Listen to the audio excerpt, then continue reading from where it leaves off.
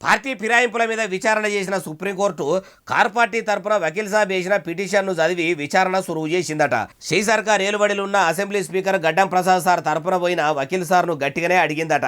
Party మారి 10 నెలలు అయిపోతున్నది. ఇప్పటిదాకా ఎమ్మెల్యేల మీద ఎందుకు స్పీకర్ సారు చర్యలు తీసుకోలేదు? ఆయన ఏం కమాయి చేస్తున్నట్టు ఓ పార్టీలో గెలిచి ఇంకో పార్టీల షరీకైనోళ్ల మీద 3 నెలల్లో చర్యలు తీసుకోవాలని చెప్పినము. అయినా చెవు మీద పేను వారినట్టు లేకపోతే ఎట్లా? పెయ్యి మీద కూడా బుగులు లేకుండా పని చేస్తుంటే ఎట్లా? అంటే అయ్యా మీరు చెప్పిండ్రని మొన్న నేను ఎమ్మెల్యేలకు నోటీసులు కూడా పంపినము.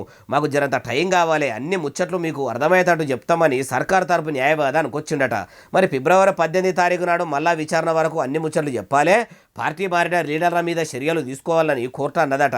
అయ్యా రేవంతాలు సారు, తమరు ఏలుబడిలు లేనప్పుడు పార్టీ ఫిరాయించిన వాళ్ళను రాళ్లతోని కొట్టి చంపుర్రని అంటిరి. ఏలుబడిలకు రాగానే ఎవరినైతే రాళ్లతోని కొట్టి చంపుర్రి అన్నారో మళ్ళా వాళ్ళనే పార్టీలకు తీసుకుంటారు. ఇప్పుడు చూడండి, ఫిరాయింపుల కేసు సుప్రీంకోర్టులో నడవబట్టే. మీరు చేసిన తప్పిదానికి మీ సర్కారు తరపు వకీల్ సాబును సుత్తతోని సప్పరిచ్చే కాడికొచ్చే. మీ ఫిరాయింపు రాజకీయాలతోని ప్రజలకేమైనా ఫాయిదా ఉన్నదా అంటుర్రు ఈ ముచ్చటిన్నోళ్ళు.